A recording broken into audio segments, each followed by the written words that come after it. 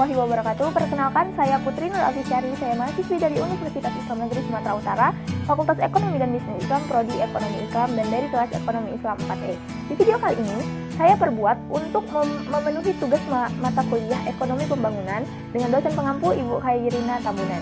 Nah, di video kali ini saya dan teman-teman saya akan menjelaskan materi mengenai kemiskinan dan distribusi pendapatan. Baik, langsung saja kita ke pembahasan-pembahasan yang akan dijelaskan oleh teman-teman saya dan termasuk saya sendiri. Oke, baik, saya di sini akan menjelaskan materi mengenai kemiskinan absolut dan relatif. Nah, yang pertama, kemiskinan absolut. Kemiskinan absolut adalah kemiskinan yang dialami oleh anggota keluarga, baik anak dan orang tua. Keadaan kemiskinan ini terjadi dalam kurun waktu tertentu, serta sulit bagi mereka mendapatkan pendidikan yang tinggi, kesehatan yang memadai, dan kebutuhan lainnya.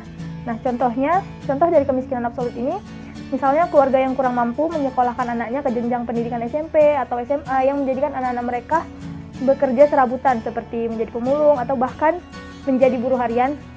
Dengan keadaan seperti itu, mereka akan selalu berada dalam lingkungan kemiskinan.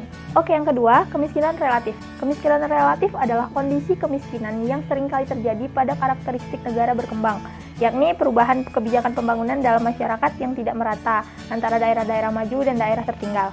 Kini kondisi tersebut, masyarakat sulit menjual hasil pertanian mereka atau sulit mengakses kemajuan sosial yang ada. Nah, seperti contohnya, misalnya kurangnya lapangan kerja yang ada di Papua.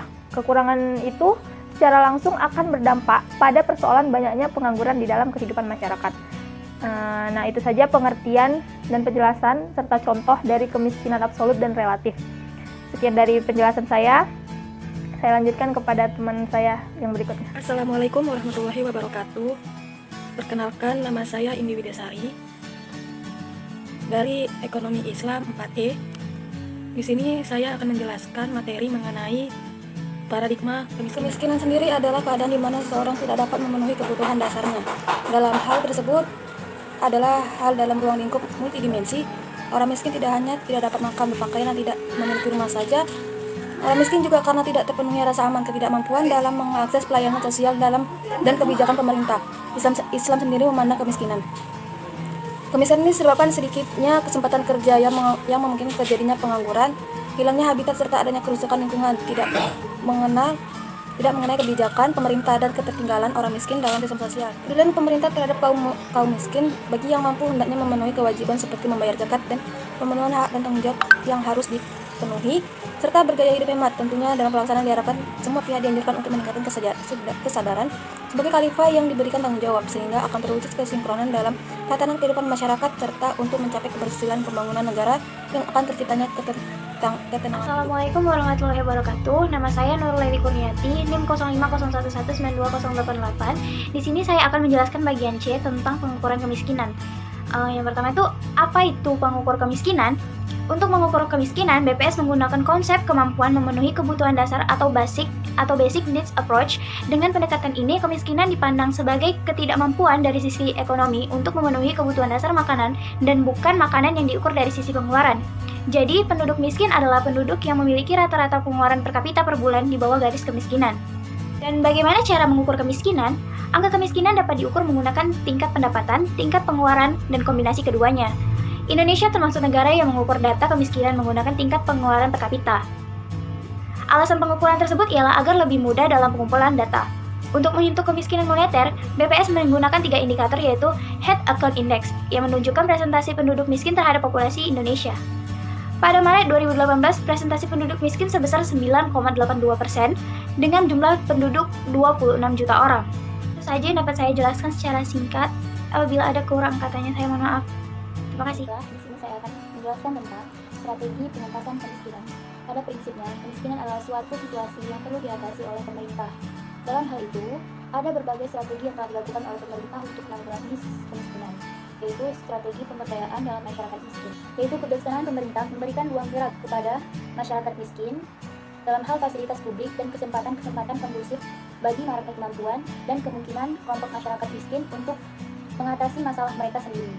Nah, melalui pemberdayaan ini, masyarakat dapat berpartisipasi mulai dari identifikasi kebutuhan, proses perencanaan, perumusan program, sampai kepada evaluasi program yang bertujuan untuk meningkatkan kesejahteraan masyarakat, baik secara ekonomi, sosial, budaya, dan politik. Nah, dalam hal ini, Dalam strategi pengentasan kemiskinan sendiri, tidak hanya memprioritaskan aspek ekonomi saja, tapi juga dalam hal non-ekonomi, mulai dari peningkatan kemampuan dasar masyarakat miskin, langkah perbaikan kesehatan dan pendidikan, peningkatan keterampilan usaha, teknologi, dan dalam hal pembangunan juga, yaitu dalam hal percepatan pembangunan pedesaan, percepatan pembangunan daerah-daerah yang tertinggal. Dan selanjutnya, saya akan menjelaskan tentang konsep dasar distribusi pendapatan. Dalam hal distribusi pendapatan sendiri, akan menentukan bagaimana pendapatan yang tinggi mampu menciptakan perubahan dan perbaikan dalam masyarakat, seperti mengurangi kemiskinan, pengangguran, dan mampu mencapai distribusi pendapatan di masyarakat. Nah, distribusi pendapatan yang tidak merata tidak akan menciptakan kemakmuran bagi masyarakat secara umum, tetapi hanya akan menciptakan kemakmuran bagi golongan tertentu saja. Perbedaan pendapatan timbul karena adanya perbedaan kepemilikan sumber daya dan faktor produksi. Nah, pihak yang memiliki faktor produksi lebih banyak akan memperoleh pendapatan yang lebih banyak pula. Mungkin demikian yang dapat saya sampaikan, selanjutnya akan dilanjutkan oleh teman saya. Nama Nikmatul Maula Bulungan NIM 0501193226. Baik, di sini saya akan menjelaskan mengenai kemiskinan di Indonesia. Salah satu contoh masalah sosial yang disebabkan oleh faktor ekonomi adalah kemiskinan. Kemiskinan adalah ketidakmampuan memenuhi standar minimum kebutuhan dasar seperti kebutuhan makanan maupun kebutuhan non-makanan. Secara umum ada 5 faktor yang menyebabkan kemiskinan. Yang pertama, tingkat pendidikan yang masih rendah. Yang kedua, terbatasnya lapangan pekerjaan. Yang ketiga, malas bekerja. Yang keempat, beban hidup keluarga. Yang kelima, terbatasnya sumber daya alam maupun modal. Menurut data BPS, tingkat kemiskinan pada tahun 2020 10,19%, daripada tahun sebelumnya 9,78%. Tingkat kemiskinan di desa maupun di kota sama-sama meningkat. Sekian penjelasan dari saya. Terima kasih.